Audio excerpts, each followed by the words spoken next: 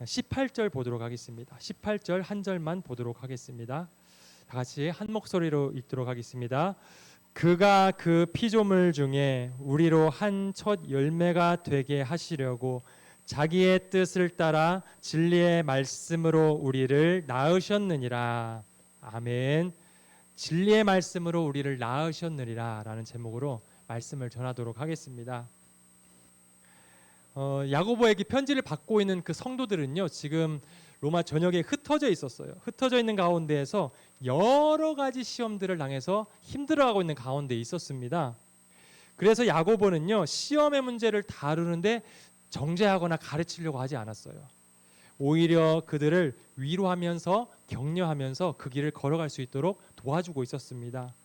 그래서 그는요, 시험을 만났을 때에 기뻐하라고 했었죠. 왜냐하면 시험을 만났을 때에 숨겨졌었던, 우리 안에 있었던 그 믿음이 드러나게 되고 발견하게 되고, 그것을 발견한 다음에 그 믿음 때문에 인내하면서 걸어갈 수 있게 되고, 결국 그 끝에 온전한 사람으로 만들어지기 때문에 기쁨으로 걸어가라고 그렇게 야고보는 가르쳤었습니다. 그런데 그 길을 걸어가는데 꼭 필요한 것이 있다라고 했어요. 그것은 바로 지혜였습니다.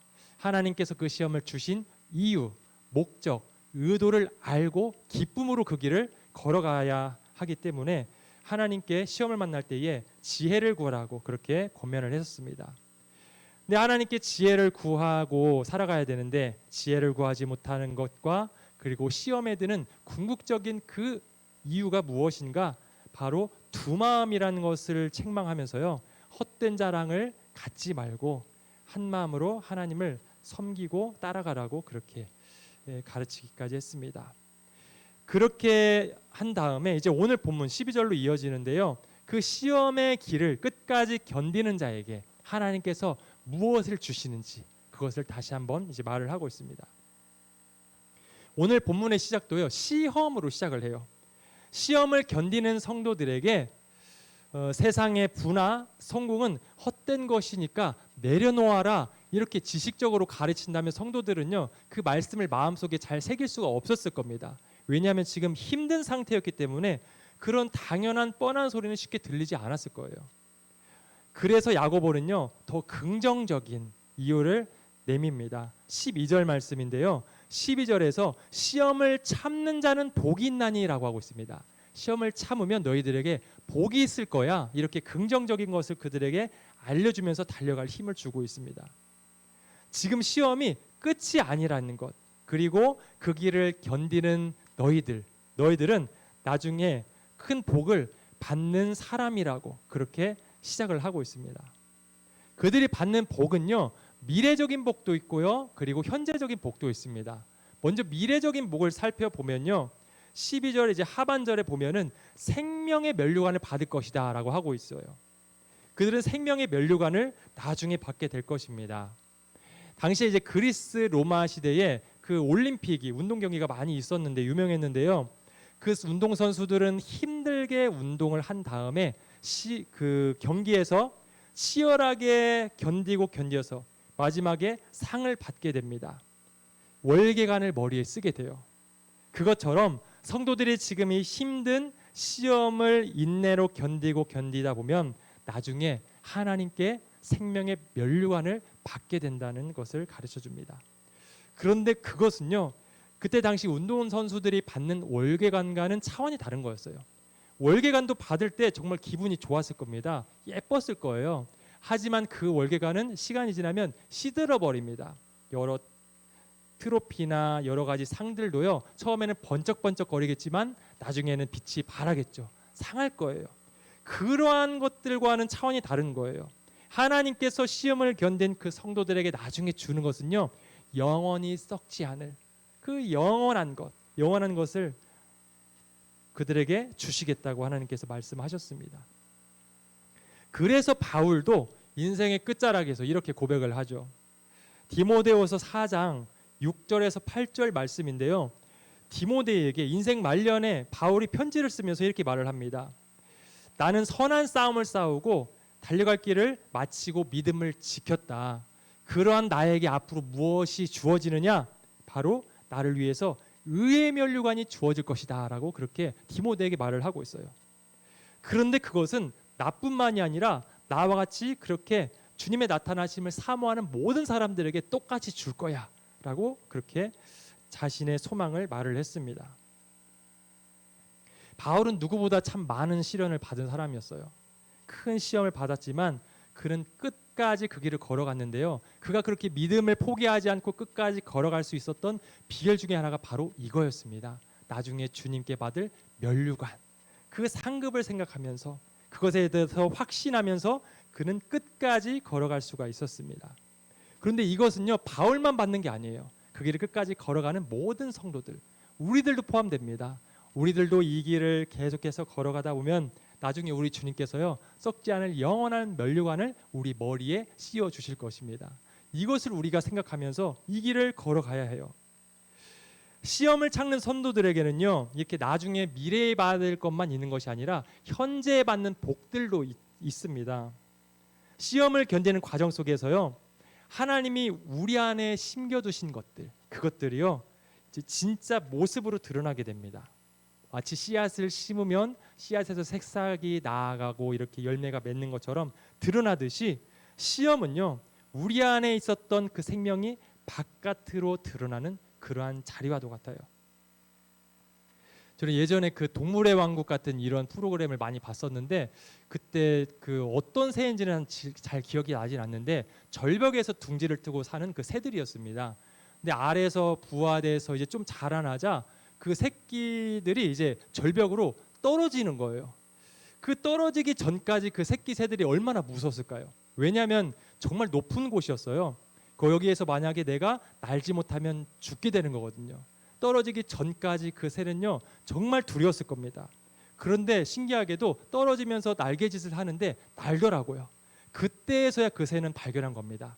아, 나는 날개가 있었구나. 나는 날개로 날 수 있는 새였구나라는 것을 비록 떨어졌을 때에 확인할 수 있었을 것입니다. 이것과 같아요. 우리가 당하는 그 시험들이 바로 이것과 같습니다. 우리에게 시험이 없으면요, 우리 안에 있는 것들을 우리는 발견하지 못해요. 하나님께서 주신 그 믿음과 인내의 능력들이 우리 안에 있는지 시험을 당하기 전에는 발견하지 못합니다. 하지만 시험을 견디는 그 사람들은요, 내 안에 이러한 열매들이 있구나라는 것을 발견하게 되고 기뻐할 수 있을 거예요. 그래서 성도는요, 시험을 지나면서 자기 안에 하나님께서 이루어지시는 그런 변화, 이러한 변화들을 보게 됩니다. 이전에는 쉽게 무너졌을 그 자리에서 인내하는 나의 모습을 발견할 수도 있고요. 그리고 이전엔 참지 못했었는데 참을 수 있는 절제하는 나의 모습을 발견하게 될 것이고요. 이렇게 여러 가지로 내 안에 열매들이 맺어지는 것을 보게 될 것입니다. 그래서 시험은 나를 무너뜨리는 그런 도구가 아니라 하나님께서 우리 안에 심겨두신 여러 가지 그런 열매들이 실제 삶 속에서 드러나게 하는 그러한 자리라는 것을 발견하게 될 것입니다. 그러니까요, 나중에는 영원한 생명의 면류관을 받고요, 이 세상에서도 견디면서 여러 가지 나타나는 열매들을 발견하게 되고요. 그러니까 이 힘든 시험이 우리는 참을 만하고 걸어갈 만한 것이 되는 것입니다. 그런데 이 시험을 참으면서 우리는요, 하나님을 오해할 수도 있습니다. 사람들은 시험 받을 때 그 비난을요, 누군가에게 씌우려고 합니다. 누군가 대상을 찾아요. 이 야고보의 편지를 받는 성도들도요, 정말 힘들게 살아가다 보니까 그 시험 속에서 그 시험에 대한 비난을 하나님께로 돌린 것 같습니다. 그래서 야고보는 그들 안에 품고 있는 하나님에 대한 오해를 풀어주려고 하고 있어요. 13절 말씀인데요, 우리 오늘 13절 말씀 한 목소리로 함께 읽어보도록 하겠습니다. 시작. 사람이 시험을 받을 때에 내가 하나님께 시험을 받는다 하지 말지니 하나님은 악에게 시험을 받지도 아니하시고 친히 아무도 시험하지 아니하시느니라. 야고보는요, 하나님에 대한 오해를 이렇게 두 가지로 풀어주는데요. 먼저 첫 번째로 하나님은 악에게 시험을 받는 분이 아니라고 합니다. 만약에 그들이 생각하는 것처럼 하나님께서 악에게 시험을 받는 하나님이라면 어떨까요? 하나님이 가장 위에 계신 분인데 악에게 시험을 받는다? 그러면 하나님이 악과 대등하다는 것이 되는 것입니다. 그런데요, 하나님은 만유의 가장 높으신 분이시고요, 가장 위에 계신 분이기 때문에 그 누구도 하나님을 시험할 대상은 없습니다. 하나님은 그렇게 누구에게라도 시험을 받을 만한 그러한 연약한, 무력한, 무능한 분이 아니라는 거예요. 두 번째로 하나님은요, 아무도 시험하지 않는 분이라고 이렇게 설명을 하면서 오해를 풉니다. 시험은 두 가지로 나뉘죠. 테스트와 유혹, 이 두 가지로 나뉩니다. 첫 번째 테스트, 이것을 지금 거부하는 것은 아닙니다. 하나님은 분명히 테스트를 하신다라는 것을 성경에서 곳곳에서 말을 하고 있습니다. 대표적으로 우리가 아는 것이 아브라함에게 독자 이삭을 바치라고 하는 것이었죠. 분명히 하나님께서 아브라함을 시험하셨어요. 그런데 이 테스트는요, 이러한 테스트는요, 우리를 발견하고 또 우리를 연단시키고 우리를 살리고 더 좋은 것을 주기 위해서 우리를 준비하는, 결국 우리에게 유익이 되는 그러한 시험입니다. 이러한 테스트는 하나님께서 하세요. 그런데 하나님께서 하시지 않는 것은 유혹이라는 것입니다. 여기서 말하는 유혹은요, 걸려 넘어져서 우리가 악에 빠지게 하는 것, 결국 우리를 죽게 만드는 거예요. 하나님은 이런 시험을 하지 않는다는 겁니다. 하나님은 시험을 받는 자들의 멸망을 바라면서 기뻐하시는 분이 아니에요. 오히려 반대라고 성경은 말을 하고 있어요.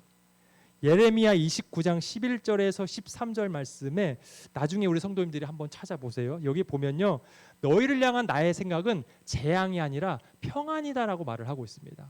우리를 향하신 하나님의 생각은 늘 우리를 살려주시길 원하는 것, 늘 좋은 것을 주시는 것이에요. 성도들이 이렇게 시험에 들어서 힘들다 보니까 하나님께서는 우리가 망하기를 원하신다, 하나님은 우리가 불행하기를 기뻐하신다, 이러한 생각까지도 한 것 같아요. 하지만 하나님은 그런 분이 아니라고 야고보는 말을 합니다. 우리들 또한 이런 생각할 수 있습니다. 시험이 큰 시험을 당하거나 아니면 시험이 길게 우리에게 왔을 때 우리 또한 이 성도들처럼 하나님에 대해서 나쁘게 생각할 수 있습니다. 그런데 그렇게 우리가 하나님께 잠깐 원망할 수도 있겠지만 하나님을 그런 분으로 우리는 절대로 오해해서는 안 되겠습니다. 그렇다면 시험은 하나님께서 우리에게 주시는 것이 아니라면, 그러면 그 시험은 어디로부터 오는 것인가? 야고보는 이제 그것은 바로 우리들의 문제이다, 우리들에게서 그 문제가 시작되는 것이다라는 것을 설명해요. 14절에서 15절까지 두 절에 걸쳐서 길게 그 과정을 설명합니다. 사람이 자신의 잘못으로부터 시작해서 사망에 이르기까지 그 죄의 여정을요, 자그마치 6단계에 걸쳐서 세부적으로 하나하나 말을 하고 있어요. 야고보가 말하는 첫 번째 단계는요, 이끌림입니다. 말씀에 보면 이끌린다고 이렇게 말을 하고 있죠. 14절에 보면 자기 욕심에 끌려라고 하고 있죠. 끌리는 것이 바로, 욕심에 끌리는 것이 바로 첫 번째 단계입니다. 이 이끌린다는 것은요, 어떤 정욕을 향해서 잘못된 방향으로, 그리고 잘못된 대상을 향해서 끌려나가는 것, 이런 상태를 말해요. 근데 사실 정욕이라는 것은 그렇게 나쁘거나 좋거나 이런 것이 아니라 중립적인 것입니다. 누구에게나 수면욕이라는 게 있고요, 성욕이라는 것도 있고요, 그리고 식욕이라는 것도 있고요, 인정받고 싶은 마음도 있고요, 사랑받고 싶고 사랑을 주고 싶고, 이러한 욕구들은 우리 누구에게나 다 있잖아요. 이것은 중립적입니다. 인간으로서 당연하게 갖게 되는 그러한 조건들이에요. 그런데 아무리 이러한 것들이 중립적이라 할지라도 우리는 그것들을 선하게만 사용할 수 있는 것이 아니라 악하고 나쁘게 사용할 수도 있는 가능성이 훨씬 크죠. 그렇게 사용했을 때에, 그렇게 잘못 사용했을 때에 그 잘못된 방향으로 흘러가는 것, 이게 바로 시험의 시작이 되는 겁니다. 이게 바로 첫 번째 단계예요. 그렇게 잘못된 방향으로 흘러간다면 이 두 번째 단계가 바로 걸려드는 것입니다. 미혹됨이라고 하고 있죠. 미혹되는 것, 걸려드는 것이 바로 두 번째 단계예요. 정욕이 잘못된 대상을 향해서 잘못된 방향으로 계속 가서 그 주변에서 맴돌다가 이제 덫에 걸려드는 것입니다. 그래서 미혹된다는 것은요, 낚시꾼이 이제 물고기를 이렇게 유혹하는 말과 그 같은 단어예요. 그러니까 낚시꾼이 던진 낚싯바늘에 그 미끼를 보고 물고기가 이렇게 툭툭 건드리다가 먹으려고 딱 무는 것, 이것이 바로 미혹되는 그런 순간입니다. 먹기 전까지는 그 물고기도 망설였을 거예요. 그리고 경계를 했을 것입니다. 그런데 나중에는 결국 물게 됐을 거예요. 근데 여기서 이미 끝난 거죠. 문 순간 벗어날 수가 없습니다. 이미 걸려든 거예요. 이제 시험에 든 겁니다. 이렇게 시험에 빠져들었을 때에 이제 세 번째 단계가 바로 받아들이는 단계입니다. 말씀에는 잉태한즉이라고 하고 있죠. 처음에는 정욕이 일어나고요. 잘못된 대상을 향해서 잘못된 방향으로 갔습니다. 그리고 그 덫에 걸렸어요. 이제 그 다음에는요, 적극적으로 그 죄를 끌어안습니다. 그전에는 자기가 그렇게 끌려갔었는데 이제는요, 그 죄를 내가 끌어안아요. 품습니다. 그렇게 되고 나서 네 번째 단계가 바로 죄를 낳는 단계입니다. 유혹을 받아들이고 적극적으로 받아들인 사람은요, 결국 죄를 낳게 됩니다. 여기에서 이제 보이지 않던 것이 죄로 드러나는 거예요. 보여지는 단계입니다. 보이지 않던 것이 이제 보이게 돼요. 그러다 이제 다섯 번째가 이제 죄가 자라는 단계입니다. 죄가 장성한즉 되어 있죠. 죄가 자라나요. 사람이 시험에 들고 그 결과로 죄를 생산해내는 것, 여기서 끝나지 않습니다. 죄는요, 계속 커나갑니다. 생명이 자라듯이, 생명이 계속해서 커가듯이 죄도요, 똑같이 멈추지 않고 성장해 갑니다. 그렇기 때문에 작은 죄라도요, 우리가 방치해서는 안 되는 것이죠. 1,000원, 2,000원 숨기던 이렇게 훔치던 사람이 나중에는 금고를 털고요, 은행을 털고요, 이렇게 죄가 점점점 장성해서 큰 도둑이 되는 것입니다. 죄가 그래서 무서운 겁니다. 그렇게 목적지를 향해서 계속해서 진행되고 커져갑니다. 그러다가 마지막 여섯 번째 단계, 죽음에 이릅니다. 사망을 낳는지라라고 하고 있죠. 사람 속에 있는 그 자체로는 선하지도 않고 악하지도 않은 그 정욕, 이 정욕이요, 잘못된 대상을 향해서 끌려가기 시작하자 결국 나중은 죽음을 낳으면서 모든 것이 끝나게 됩니다. 사소한 유혹으로부터 시작했어요. 거기에 한 번 빠졌는데 결국 죽음까지 이르게 된 겁니다. 이것은 매우 느린 과정이기도 하지만요, 그런데 확실하게 진행되어지고 있죠. 그리고 결국 피할 수 없는 죽음의 단계까지 가게 됩니다. 이 과정을 보면 참 너무 우리에게 불행스러워요. 너무나도 우리에게 희망이 없어 보입니다. 그런데 이것을 우리가 또 다르게도 볼 수 있어요. 야고보는요, 시험에 들어서 죽음에 이르는 단계를 그냥 한 단계나 두 단계로 표현하지 않았어요. 6단계나 길게 표현했습니다. 그것은요, 성도가 유혹을 받아서 나중에 죄와 사망에 이르기까지 여러 단계들과 그리고 오랜 시간이 걸린다라는 것을 말해주는 것입니다. 그러니까 유혹을 받자마자 곧바로 죽는 것이 아니라는 거예요. 다시 말하자면 성도가요, 시험에 들려 하는 그 시작 단계부터 죽음에 이르기까지는 참으로 많은 오랜 시간이 있고, 그 안에서 성도들은 돌이킬 수 있는 수 없는 기회들이 주어진다는 것입니다. 이것이 바로 이 긴 단계에서 숨어 있는 하나님의 놀라운 은혜예요. 우리에게 기회를 계속해서 주신다는 것입니다. 하나님을 두려워하고 죄를 슬퍼하는 그 성도들에게는요, 이 긴 과정이 돌이킬 수 있는 아주 좋은 기회가 되는 것입니다. 비록 시험에 들었을 수도 있어요. 하지만 돌아설 기회가 우리에게는 차고 넘치는 것입니다. 사망에 이르기까지 인내하시고 기다리시고 기회를 주시는 그 하나님께 우리는 수도 없이 돌아갈 수 있습니다. 기회를 주시는 이 하나님이 바로 우리에게 참 소망이 되어 주시는 것 같아요. 시험 우리를 죽음에까지 이르게 할 수 있습니다. 하지만 시험에 든다고 해서 곧바로 사망 선고가 우리에게 주어진다고 하지 않았어요. 죄의 결과는 정말로 두렵습니다. 사망이니까요. 하지만 하나님은 자비하시고요, 죄의 싹은 사망이지만 시험에 이르고 시험에 들어서 죄를 짓고 그 죄가 장성하여서 죽음에 이르기 전까지 우리에게는 수많은 회개의 기회들이 또한 주어집니다. 그렇기 때문에요, 마지막 단계에서 사망에 이르는 사람은요, 한 번 죄를 잘못 지어서 실수해서 그렇게 사망에 이르는 것이 아니라 하나님께서 주신 수많은 기회들을 다 차버린 완악한 마음에 대한 결과라고 우리는 보아야 돼요. 이 말씀을 생각하면서 노아의 홍수가 생각이 되더라고요. 하나님께서 노아를 통하여서 방주를 만들게 하고 세상에 있는 모든 생명체들을 다 쓸었습니다. 너무 무섭게만 이게 예전에 느껴졌었어요. 그런데 이제는 다르게 느껴지더라고요. 그 세상의 모든 생명체들을 쓸어버린 거기에 초점을 맞추자면은 두려워지겠지만, 그 노아가 방주를 만들고 홍수가 터지기 전까지 그 수백 년 동안 하나님은 사람들에게 기회를 수도 없이 주신 것입니다. 그렇기 때문에 우리가 잘못된 욕심을 품고 그 욕심대로 살고도, 그래서 죄를 짓고 그 죄에 계속해서 머물러 있어도 아무런 일이 일어나지 않는다? 그렇다고 해서 우리가 자만하지 않았으면 좋겠어요.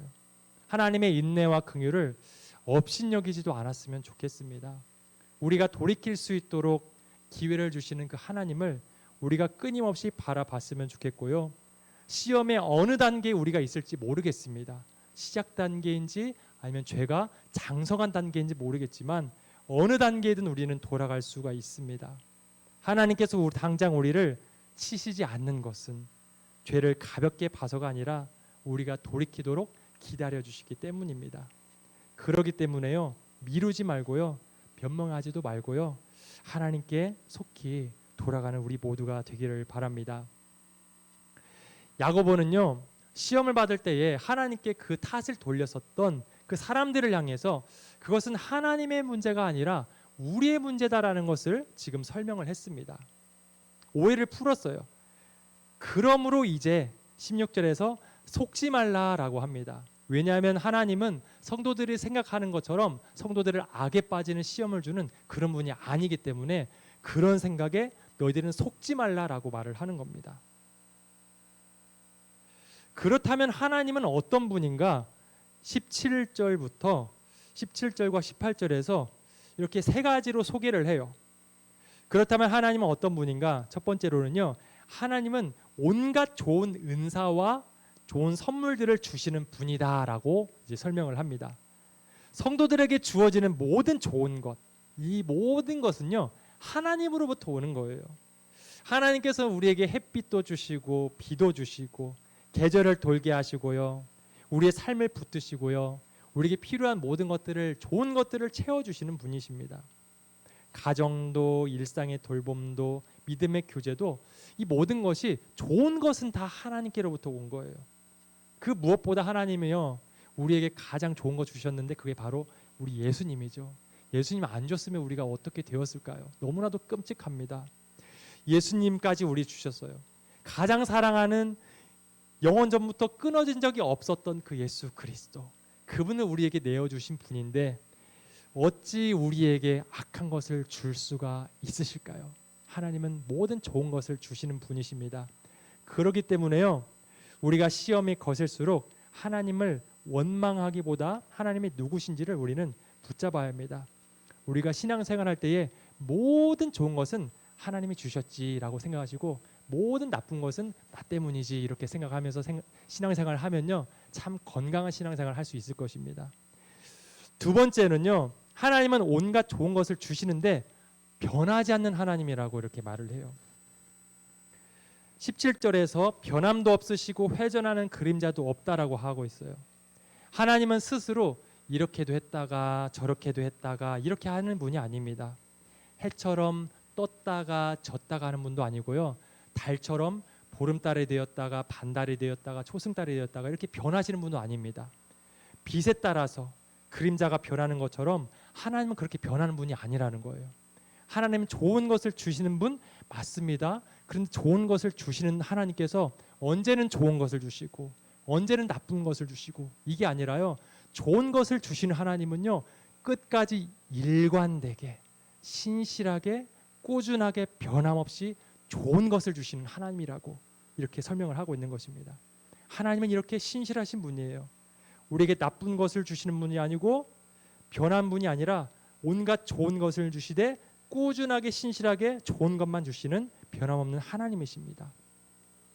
그리고 마지막 세 번째로 말하는데요, 하나님은 온갖 좋은 것을 일관되게 주시는 분이실 뿐만 아니라 진리의 말씀으로 우리를 낳으신 분이다라고 말을 합니다. 진리의 말씀으로 우리를 낳았다는 것은 이제 복음으로 우리를 거듭나게 했다라는 그런 의미예요. 하나님의 주권적으로 그리고 그분의 기쁘신 뜻에 따라서 그 복음을 통해서 새 생명을 얻은 백성으로 우리를 삼아 주셨습니다. 우리에게 그렇게 새 생명을 주신 하나님께서 어찌 자기 백성들에게 나쁜 것을 주실 수가 있을까요? 하나님은 이렇게 좋으신 분이다라고 이렇게 야고보는 설명을 하고 있습니다. 하나님께서요, 우리에게 처음부터 끝까지 일관되게 꾸준하게 온갖 좋은 것만을 주시는 분이라는 것, 이 사실을 우리는 정말 의심해서는 안 됩니다. 시험이 길어지면 정말 하나님께서 선하신 것인가? 라는 생각이 들기도 해요. 그런데 우리에게요, 좋은 것을 주시기로 작정하신 그 하나님, 그 하나님의 뜻을 막을 세력은 세상에 아무도 없습니다. 그리고 하나님의 사랑에서 우리를 끌어낼 수 있는 그런 능력도 세상에 존재하지 않아요. 문제가 있다면 하나님께서 멈추신 것이 아니라, 하나님이 변하신 것이 아니라 오히려 우리가 그것을 보지 못하는 상태가 되었다는 것, 이게 바로 문제입니다. 그래서 우리에게 필요한 것은요, 그 상황을 바꾸는 그런 설명들이 아니라 하나님을 바라보는 눈이 필요합니다.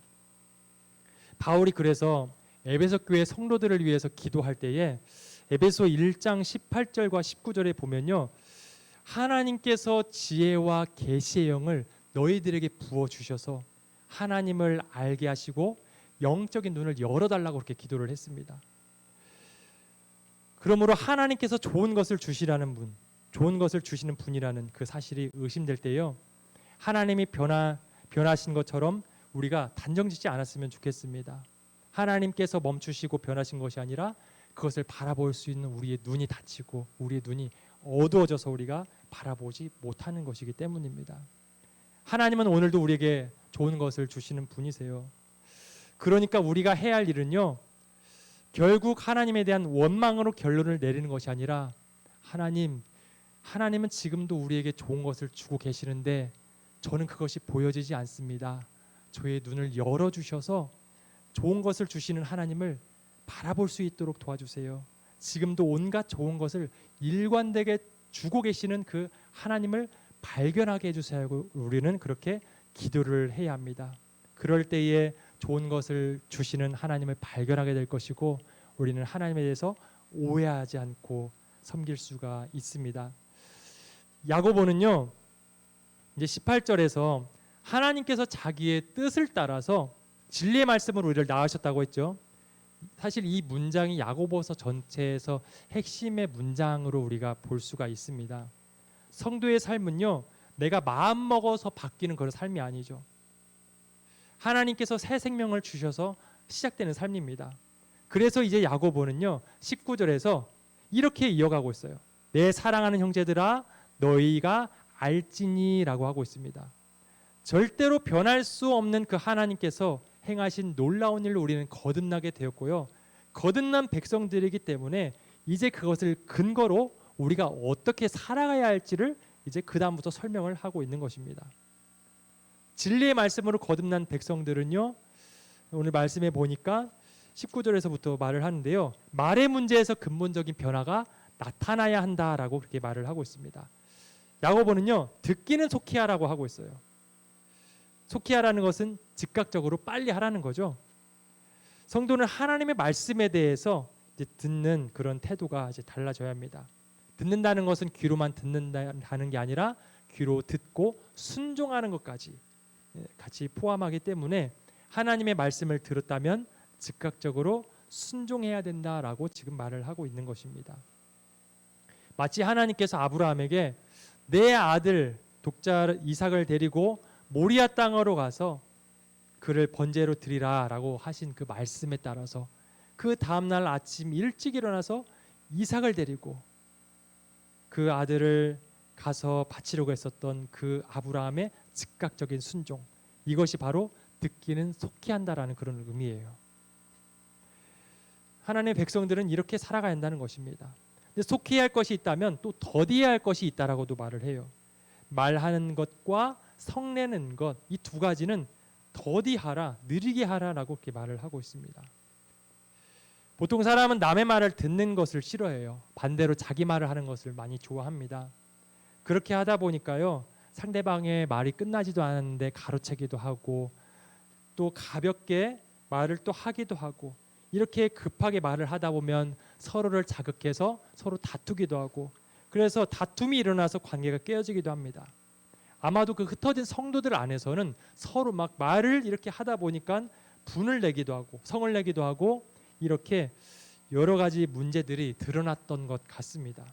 그래서 야고보는 듣기는 속히 하고 말하기는, 그리고 말하고 성내기는 더디하라라고 이렇게 말을 하고 있습니다. 그렇게 해야 20절에 말하는 것처럼 하나님의 의를 이룰 수 있다라고 합니다. 그렇게 하지 않으면 하나님의 의를 이룰 수가 없기 때문에 그들은 그렇게 더디해야 하는 삶을 살아가야 한다는 것이죠. 그리고 그들은 그 더러운 것과 넘치는 악을 벗어버리고 심어진 말씀을 온유함으로 받으라라고 21절에서 이제 또다시 말을 하고 있습니다. 그들은 말씀으로, 복음에 심겨져서 그 복음으로 새롭게 거듭났습니다. 그리고 그 거듭난 뒤에도 그들에게 필요한 것은요, 그 말씀, 복음이었어요. 말씀으로 거듭난 그들은 말씀을 계속해서 묵상하고 가까이 안고 품으면서 자라나야 했습니다. 그래서 그 말씀으로 온유함으로 받으라라고 그렇게 말을 하고 있습니다. 여기서 말씀을 온유함으로 받으라는 것은 끌어안으라라는 그런 말인데요, 이미 성도들 안에 심겨져 있다 해도요, 그것을 자신의 것으로 될 수 있도록 그 말씀을 받아들이고 그렇게 품으면서 살아가라는 것입니다. 진지하게 말씀을 받아들이고 그리고 그것을 실천하면서 살아가는 것, 이것이 거듭난 하나님의 백성들의 모습입니다. 그렇게 살아갈 때에 마지막에 26절과 27절에 나오는 것처럼 참된 경건의 모습으로 살아갈 수 있습니다. 하나님 앞에서 살아갈 수 있고요, 그리고 약자들을 돌보는 삶을 살아갈 수 있고요, 자기 자신을 지키는 이러한 참된 경건의 모습으로 살아갈 수가 있습니다. 이 말씀을 이제 결론 짓도록 할게요. 성도들은요, 당시 이 편지를 받고 있는 성도들은요, 세상 가운데에 씨앗처럼 지금 흩어져서 살고 있었습니다. 그래서 세상에 따라서 유혹되고 미혹되어서 죄를 낳고 마침내 사망으로 흘러갈 위험에 놓여 있는 가운데 있었어요. 그런데 성도는 하나님의 뜻을 따라서 진리의 말씀으로 나음을 받은 자들입니다. 그들은 그냥 세상에 속해서 던져진 그런 사람들이 아니라요, 말씀으로 새로운 생명을 받은 사람들이에요. 그리고 그 말씀으로 거듭난 성도들의 심령에는 심어진 말씀이 있습니다. 그래서 성도들은 세상과 같은 방식으로 살아갈 수 있는 사람들이 아니에요. 세상에 살아가고 있지만 세상 사람들과 다르게 살아갈 수밖에 없는 그 사람들이 바로 이 편지를 받고 있는 하나님의 백성들, 성도들이었습니다. 유혹의 흐름이 이끌고 가더라도 하나님의 말씀이 다시 한번 그들을 붙들고 계시기 때문에 그들은 참된 경건의 삶을 살아갈 수 있는 거예요. 이것은 그 흩어진 성도들만의 이야기가 아닙니다. 우리들의 이야기이기도 해요. 우리들의 모습이기도 해요. 우리 또한 하나님께서요, 진리의 말씀으로 낳으신 자들입니다. 심어진 말씀이 우리 안에 있어요. 말씀이 있기 때문에 우리는 그 말씀으로 순종의 길을 걸어갈 수 있는 사람들이 되었습니다. 이제 앞으로 야고보서에서 구체적인 행함에 대해서 말을 하는데요, 그 여러 가지 행함들이요, 우리에게 짐을 주는 것이 아닙니다. 말씀으로 거듭난 사람들이 할 수 있는 모습들입니다. 그렇기 때문에 우리에게 그것들은 부담이 아니고요, 우리는 그렇게 살아갈 수 있게 된 사람이라는 것을 이 성경은 우리에게 가르쳐 주고 있는 것입니다. 그러므로 우리 안에 있는 그 심겨진 말씀을 온유함으로 품고 듣고 행함으로써 참된 경건의 삶을 살아가는 저와 모든 성도님들 되시기를 주님의 이름으로 축원합니다.